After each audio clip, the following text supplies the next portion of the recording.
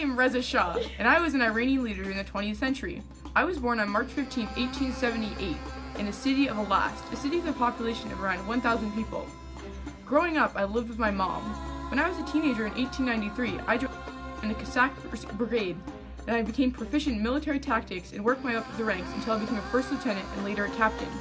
In 1915, my success had made me better known and led me to rise to the rank of colonel.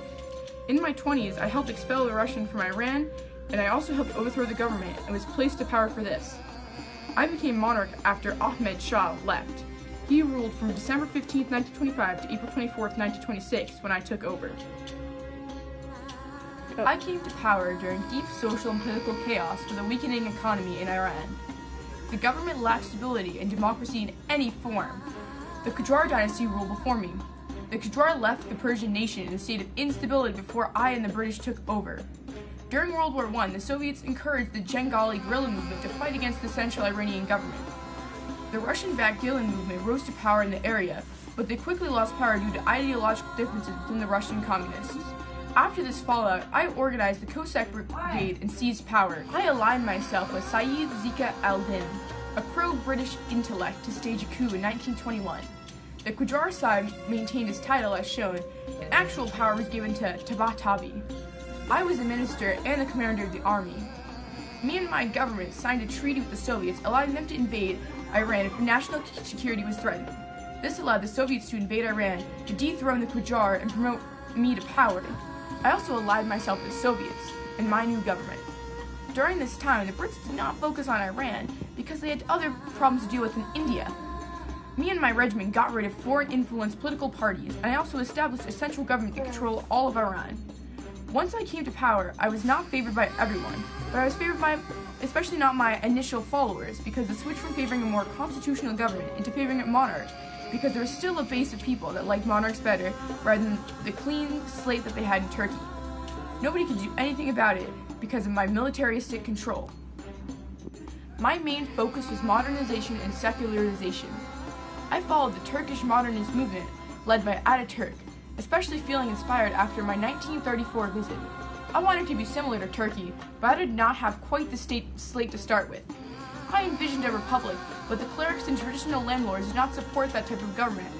I still had to recognize people living in this country and follow some of their wishes. I set the base for future success of Iran. I improved infrastructure and created the Trans-Iranian Railway. My infrastructure plan may have seemed good for Iran, but it was not carried out well.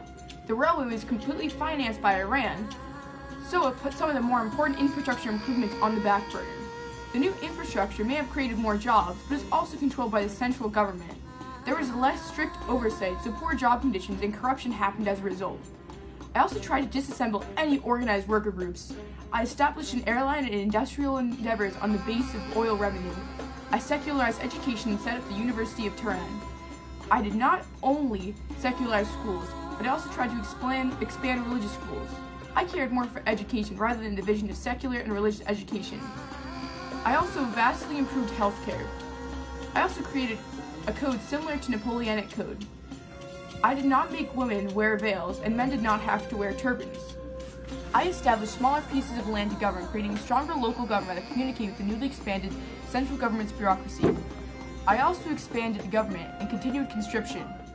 I secularized the court system by creating civil courts and abolishing religious powers that would reign supreme over state powers. I also created a strong sense of modern nationalism, which was popular at the time. I changed the name of the nation from Persian to Iran.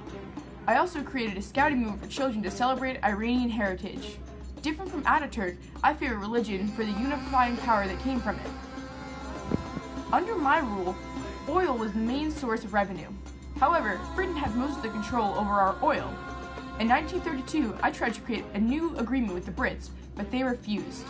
However, I was a smart ruler, and I used my leverage against the Brits. I used my relationship with the Soviets to sway the Brits.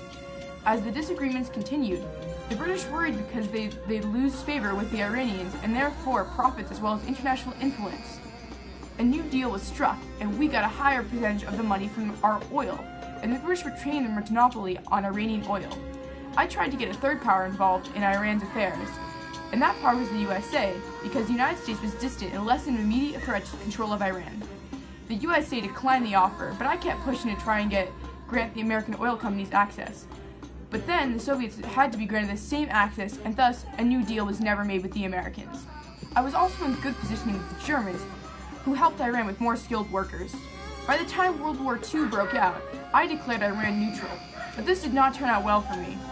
Iran was invaded by the British and the Soviets to stop the Germans from gaining British and Soviet oil. During this occupation, I was dethroned and sent into exile in Africa, and my son took my throne. Soon, I would die in Africa.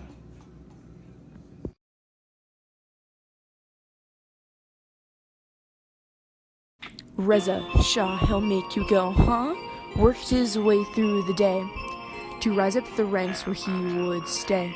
To modernize was his goal, but it wasn't done by coal, it was liquid gold.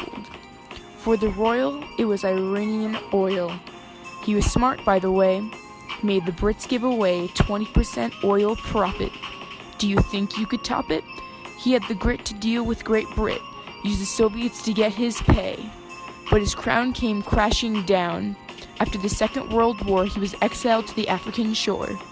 Guess 20 years was all he was good for.